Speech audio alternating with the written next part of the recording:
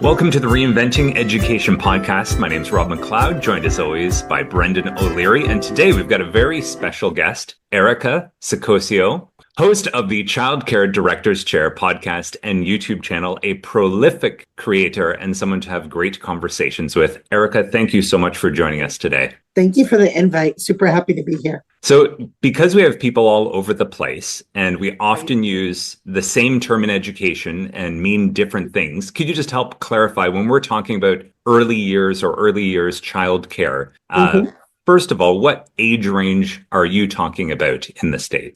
Sure. I specialize in ages infant to 12 years old. So early years, technically defined in my country, would be infant to approximately 8 years old, but I do care for children as old as 12. Thank you. So maybe just to begin, could you share a little bit about your own story, how you found your way to this work, and maybe intertwine with that, like what does an awesome early years program or place look like? Sure.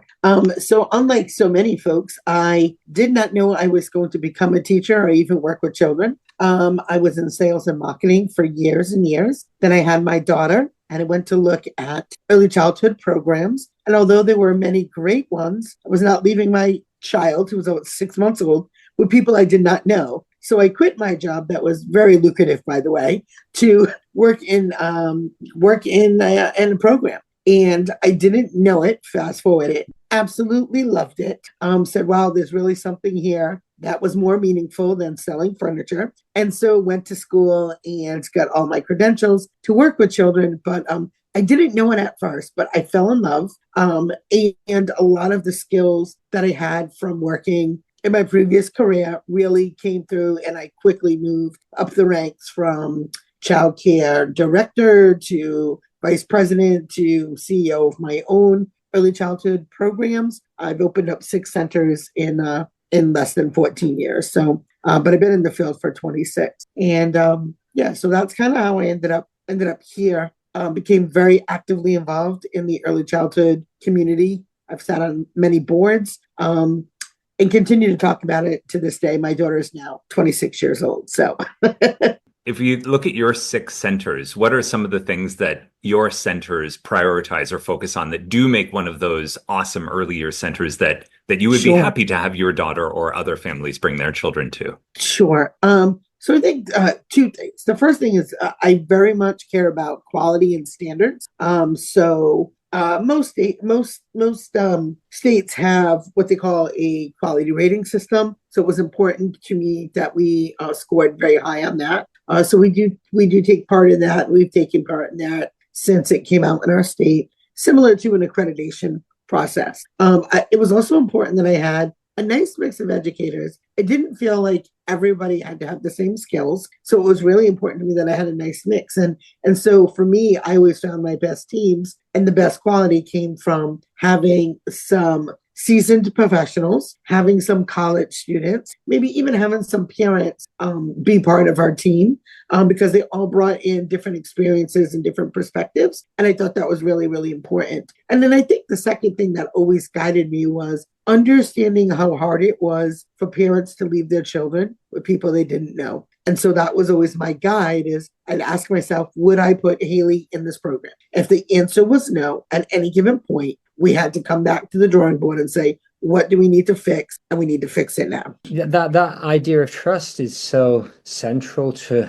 early years. I know you said you favor a real mix of skills and different backgrounds, but what are some of the kind of defining features for you of an early childhood teacher, an early years teacher that really is someone you want to have in your organization? Yeah, they definitely have to be loving and nurturing because the connections that we make when children are very young, although connections matter all of the time, but the connections and nurturing and bonding we know at young ages is critical for their development for the rest of their life. So they have to be patient, they have to be kind, they have to be loving. They have to be of good character too, because I can teach you skills. Skills are the easy part, right? You have to have good work ethic. You have to show up. You have to be, a good teammate, right? You have to get along well with others.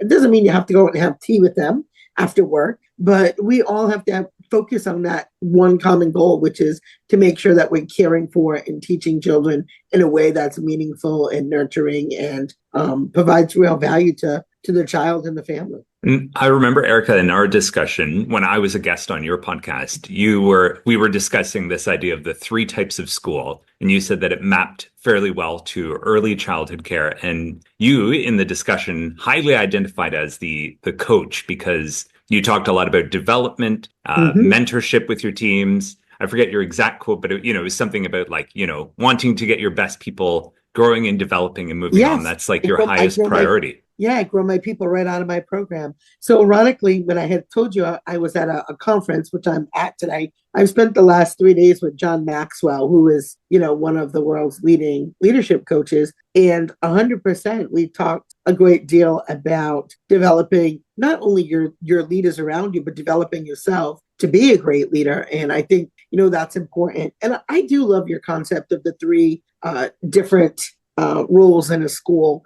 But I do think that you have to be at some point one of those three. And I think it can alternate depending on what I'm working on. I think on certain projects, I absolutely have to be the expert. And then there are other times where I'm like, I don't need to be the expert. How can we share the work in this? Your voice is important and it matters in what we're doing here. So I think you have to be fairly skilled in all three. I think you're right. You probably lean into one more than others because I love people. So coaching just is natural. Sometimes I'm coaching parents on, especially those new parents who aren't sure about milestones or aren't sure about, is this normal for my child to be doing? And so I feel like you do have to lean into one more than the others, but you don't be disillusioned. I think you have to be great at all three. Yeah, and I think we do. I think we do fluctuate between them, but like you said, I think one is a bit like our home base. Yeah, we kind of float around between them.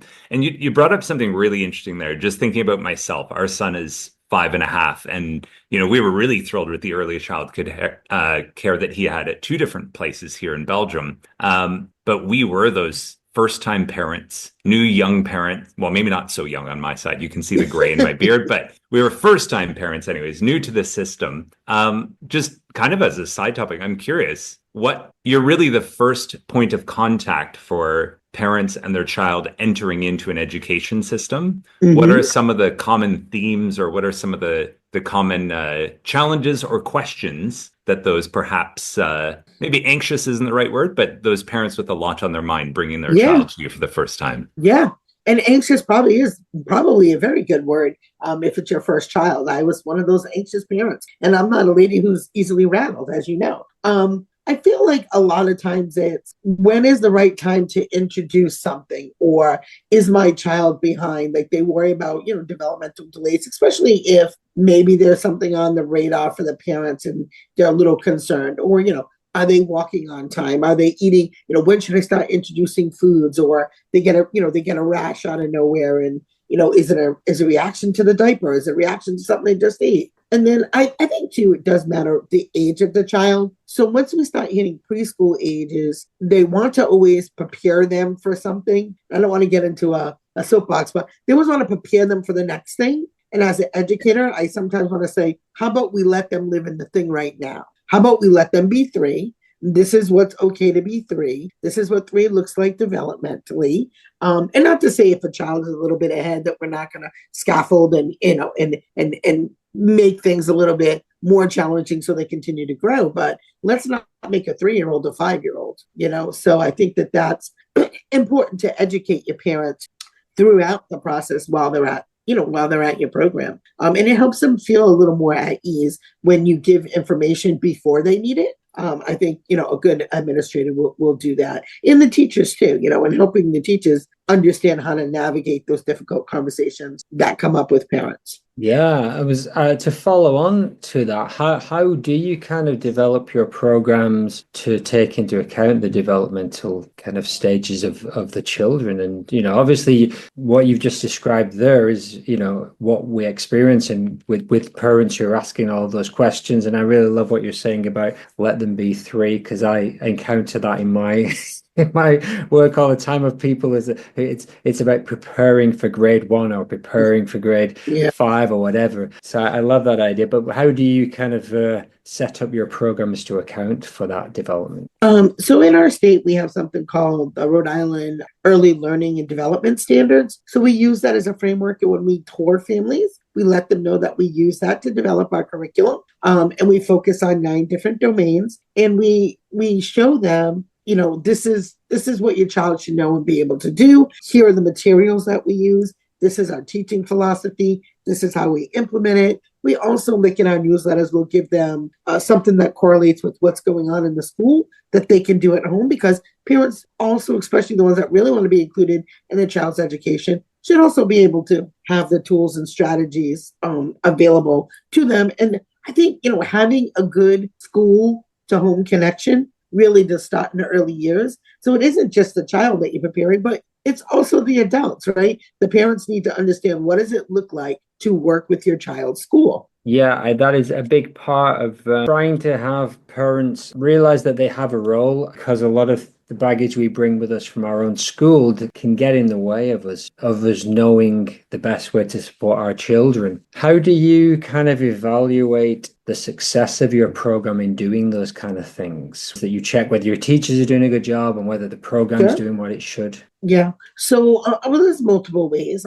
I think with my teachers, we like to do something called one-on-ones, which are not like your end of the year review. It's we get together once a month and we talk about how things are going. And a lot of times it's more of me listening to them, because I talk to them all day long, right? It's their turn that I put aside and say, okay, this is your turn. You tell me, how are you feeling? How do you feel you're doing? What supports do you need from me? So I think that that's important. So that's a formal way. We also do a parent advisory board, which includes both parents and teachers. And we come together, we put together something called the Quality Improvement Plan that is made mostly on the feedback between observations and surveys that we give out to families quarterly. My staff and I have really great relationships, so I don't always have to ask them so formally. They feel very comfortable to come into my space and talk to me. And that's probably because I'm more of a coach style. So, conversations daily, how are you doing? What do you need from me? Happen all the time. So we're probably a little less formal than most. But that's how I do it. I think it's, and I'm very present. Like I'm in the classrooms daily. I'm on site, daily. I have more than one location, but I will visit all 3 schools sometimes in the same day. They're on the same street. So luckily they're very close logistically. And I call every morning before I even decide where I'm going. I'll call all 3 centers and say, what's going on? Did anybody call out? What do you need before I head in? And so I think communication. I think the short answer is having excellent communication with all parties involved at all times. Well, one other area I wanted to tap into here is, like, Erica, the age you're working with is fascinating from a developmental perspective. And I know we've talked about some of these benchmarks in the curriculum and some of the standards that you're looking at. But in my mind, like when I think about elementary or primary school and secondary school, it feels like we have the students for such a longer stretch of time compared to the few years or possibly months that a child's in your care or services. And at the same time, like from what I've read, the 2 phases of childhood development where the most is happening are, the very earliest years and then those kind of puberty middle school years. Yeah. And those tend to be the 2 that as educators or in the school system, we overlook the most. It's sort of like, okay, they're in kindergarten now. We got to really get this big push on. Yeah. Okay, they're in this awkward middle years age. Nah, we'll just get through it. Okay, high school's wrapping up. We need to get them ready for college, university, that kind of thing. Can you kind of walk us through to remind the rest of us who aren't working in your facilities just the dramatic change you can see in a child who joins you to the time that they leave you? And then second, is there more that schools could be doing as children are transitioning into schools? Ooh, I love that question. Yes. So let me answer the first part. So in an infant room, right? Infant determined here in our states is entering into a program 6 weeks to 18 months old. So you can literally have a child in one classroom for almost 2 years who comes in who cannot even lift their head. And when they're ready to move to the next classroom, they're scaling the wall. That's how much developmental happens there, right? You're feeding them, and then they go from, to feeding themselves, to not be able to hold their head, to rolling around, to pulling up on furniture, and toddling on their way into the next classroom in literally just 2 years, a little under the 2 years. So there's so much going on, and they're really exploring the world around them. So everything in the classroom is new to them. So you have to be super vigilant too, because safety goes awry very quickly if you're not. But there's a lot of changes that happen there. And then the same thing, I would say, in the toddler room, although they're there for a little bit of a shorter time, that's when they really start to be able to do things like sit in a chair, hold a crayon, start to sit down and be able to do what resembles a circle time. It's not quite a circle time, but resembles a circle time, when they might be able to sit down more than 4 seconds. So there's just a lot of things that I think change there. And then, yes, a lot of people think that when they hit preschool, that's when the real learning happens. I'm like, but that isn't when the real learning happens. Because before that child gets to you, they need to be able to sit in a chair, use the bathroom, feed themselves. Like, all those things need to be in place before you can do your quote unquote real curriculum. So I think it's important that people recognize that a child needs to be and have a lot of things in place before any of that can happen. They have to understand communication. They have to understand words. A lot of that's happening in your toddler classroom. Reading, singing, identifying things that they see every day. Mom, dad, dog, cat, brother, sister. No learning's happening before they gain the concept of what things are called. Yeah. So I'm very lucky that the way that my program goes is our children grow not out of our program, but into our program. So we officially started as an after-school program. And so we have a great deal of communication with our local schools. We actually drop off and pick up at our local schools. We have had a kindergarten teacher come into our program and meet with our families of children who are graduating from preschool, going into now the public school. What should they expect? What does that look like? So having great relationships with your local schools is very important if you're an early provider. And the other thing too is there are services that are available at the schools that may not be available in your program, like early intervention or child outreach. So they come in, they'll do screenings at our school, and then if they determine that a child might need some additional services, the school may come to us, or the family may go to the school for an hour or two on every Tuesday, and then come back to our facility. So I think it's really important to have good lines of communication, because that's how we best serve families and children. I really like the fact that you're making those connections, because as I said, that stress about them going into grade 1 is one of the major things on the mind of a lot of kindergarten teachers, a lot of parents. How do you kind of address that directly about as your kids are getting ready to transition into grade 1? Yeah, so it depends on what kind of programs folks run. So we're a play-based program. Some people, when you say that, they mean, oh, that means the kids just get to do whatever they want. They just play all day.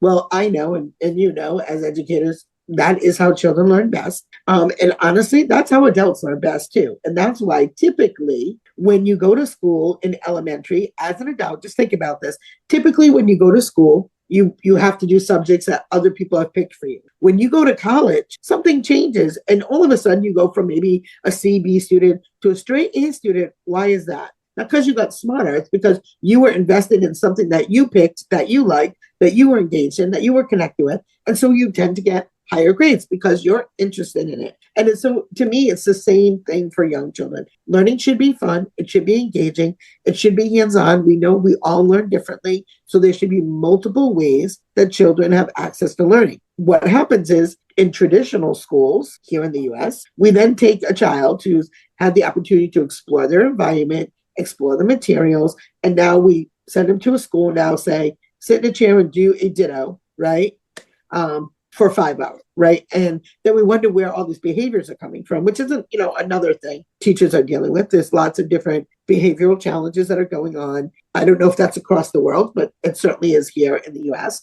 And teachers feel a lot of times that some of the burnout might be from, they feel like they're not getting a lot of time teaching because they're spending a lot of their time dealing with challenging behaviors. And so I think that there is a very much a connection of getting the parents in early to be part of their child's education. The support of the parents is extremely important. And so that is one of the things I feel that we do that really benefits children and families in the long run. To just make them understand that you're a part of this. It isn't I do all the teaching and then your child goes home, and so I think that that's important. But I think teaching through play is important to me, and I think it is something that helps our students over the span of their career in school. I absolutely agree. Our motivation and that connection to what's important to the kids is really key. You mentioned burnout there a little bit for teachers, and yeah, early years particularly can be very full on for teachers. It's very, very, very demanding, and demands also on collecting evidence and kind of sorting out. So it's not just being in the classroom as well.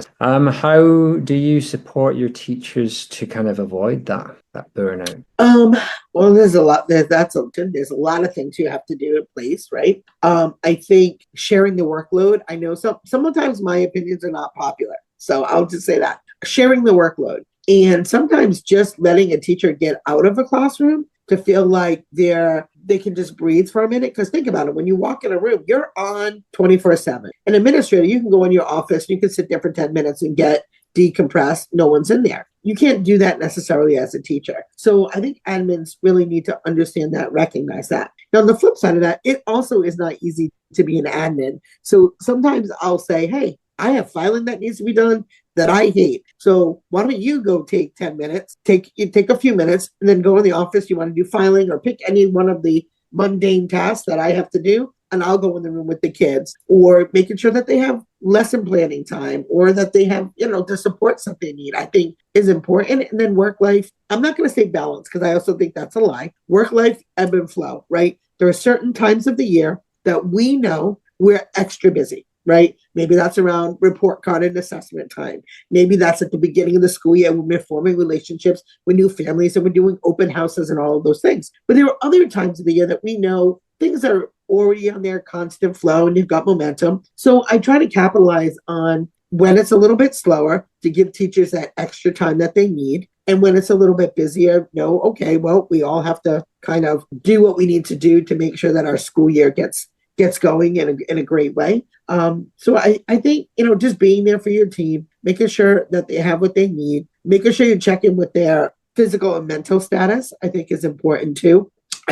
Here's a perfect example. I had a teacher just last week who seemed a little off, and she had some stuff going on in her personal life, which I didn't know until I asked. And I gave her the week off. And she said, well, will you be sure? I said, we'll be fine. She said, but you're going to be at a conference. I said, we'll be fine. And you have to have things in place. I called my sub. I said, look, I need you to sub for the week. Can you do that? She said, absolutely. And so that teacher was able to take the week off without fear of retribution of being reprimanded at her job. And I had the security and safety, knowing that I could still go to a conference and my children were safe, secure, still would be loved and nurtured by someone they knew. So I think you just have to be really in tune with your team. Yeah, absolutely. This sort of leads into something that I was seeing in a few of your episodes. I kind of checked out your channel and then had a look at the kind of things you talk about. And mentorship came up quite a lot. And the transformative power of mentorship. And so what does mentorship look like to you? And,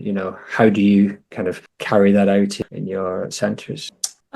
I think mentorship is so individualized for the person that you're working with, right? So, for an example, when you're training your team, right, you're training your team on this one topic of XYZ, and they're all getting the same information. For me, mentorship is meeting that teacher where they're at, asking them where do they want to go, and then using whatever experiences I have and resources I have to help them move to that piece. And sometimes I'm the right mentor and sometimes I'm not. Maybe it's an entry-level person who's like, I really want to get great at curriculum, and I'll find the best teacher in the school who's really great at curriculum and say, would you mind helping mentor this person? Here's what they want to do. And I'll connect those two people. So sometimes I'm the best mentor. Sometimes it isn't me, but recognizing that sometimes it isn't you and connecting them with the right folks. I think it makes a world of difference when it's individualized because we're all motivated by different things.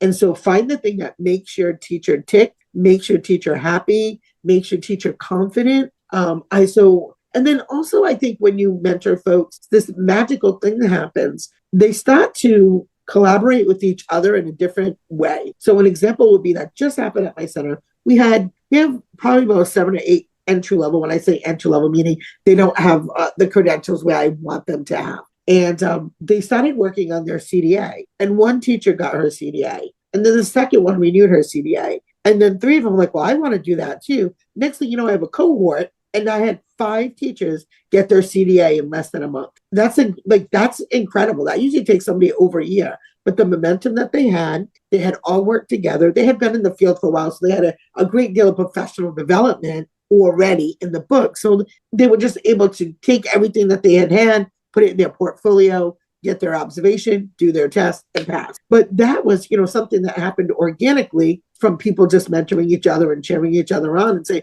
come on, if I did it, you can do it. Let's do it. What do you need? How can I help? So I think having a good work culture and planting those seeds, great things happen. Great things happen. So I feel like, mentorship is not on one of these 3 things here, but I think good schools, it happens. Good schools, it happens. Yeah, we've talked about this idea of mentorship, and depending how you interpret it, right, that could be kind of like the expert kind of nurturing their apprentices or whatever, or if it's a little bit more open, it can be a little bit more like a coach, kind of bringing somebody on board, and it can go between the two. It's an interesting kind of term. I feel like folks who have been in the field for a long time, I almost feel like there's a sense of duty, if you will, to pass on the baton, to share what you know, because if it saves somebody time, energy, right? We talk about burnout. If there's something that that you've learned from your own experience of burnout that you can share with somebody freely and open and honestly, and it saves them that strife, why wouldn't you? Why wouldn't you? Yeah, absolutely. I use the term starter pack sometimes. Like, what's the starter pack you want to hand someone in your organization to save a bunch of those kind of those pitfalls and challenges? Erica, I know you have a busy day, but I would love it if I could ask one more question before we go today. We've talked about parents. We've talked about supporting them, nurturing them, helping them find their role, helping them know, sort of where they can have influence in things. I'm always curious. In education, what I hear most often as a teacher is parents either say one of 2 things. They either say, oh, this resembles what I remember from when I was in school, or this looks very different than what I remember. And then they have one of 2 answers, which is, and that's great or that's horrible. We either want what we knew growing up for our child, or we want the opposite. I'm curious, when you do have those conflicts, or maybe where parents come questioning or saying, oh, I wish it was more like this, or I wish you did more of this or less of that. What are some of the ways that you address parents who seem to maybe have different values or different beliefs about what's best for child development? Yeah. So that starts at the very beginning, Rob. It starts at the tour. When you're touring families, you have to be very transparent about what you do at your school. So I let people know right now at my school, we celebrate a holiday. We are a play-based program. We do not have our kids doing dinners all day. This is what it looks like, right? Our projects are creative. That means you're not going to get a cookie cutter the same as everybody else's, right? We tend to have the cut and paste kind of art things. So I think transparency and letting folks know right away. The second thing I think is it is important to listen to your family. Now, I have some autonomy because I don't have a school board per se that says you have to use this very specific curriculum. Sometimes it's great to be the boss. Sometimes it's not. But in this case, it's great to be the boss. And I'll listen to the family and I'll try to understand why it is that they want what they want. Is what they want a better way? Is it something that we can do that's individualized for that family that they need? Maybe they say, I feel like I want to be more involved and I feel like I need more projects to do at home with my child. Then maybe that is something I can accommodate. And there are other times I say, I'm sorry, that really goes against the school values. We cannot accommodate that. Or maybe find some resource or other additional thing that might meet that need for that family. So I think it's important to listen. I think it's important to understand where they're coming from, because sometimes change is scary for folks. When they say, oh, I don't want to do it that way. I wish it was more like this. Is it because that's what they're comfortable with? Or is there a true, real value behind why they want to do it that way? So I think it's important to understand where they're coming from. Again, listening and communication is, and always thank them for their feedback. Even if you don't agree with it, always thank them for their feedback, because it really is a gift. Because if they're feeling that way, maybe there are 10 other parents that feel that way, but they're just not telling you. Yeah, really happy to have you emphasizing that today. Erica, before we wrap up, if people are wanting to follow up more on your work, where are the best places to get in contact or to follow you or to see some of your work? Sure. So I try to be pretty consistent across brands. So you can find me on Instagram at CCDC Podcast, which is just short for Childcare Directors Chair Podcast. You can find us on all the major listening platforms. Again, Childcare Directors Chair Podcast. Same thing on YouTube. Our YouTube content is not always the same as the podcast, so you can hear episodes on the podcast that you won't find on YouTube channel. And the YouTube channel, we have some playlists there, and they're pretty intentional. Some around relationships. I talk a great deal about leadership, as do you. I just look at it in a different lens. But again, I'm a very heart-centered leader, so relationships are 100% my focus. And then some types of logistical things like how to use a rating scale, how to go through a quality improvement, and that type of a thing. And I just love talking to educators like you guys. I think it's important that we come together as a community. I think we all have things that are in common. And I think we can learn a great deal from each other if we continue to communicate. Thank you so much, Erica. Thank you. Thank you. Take care. Have a good day at the conference. You Hopefully. too. Thank you. Much Yes, appreciated. it was nice to meet you.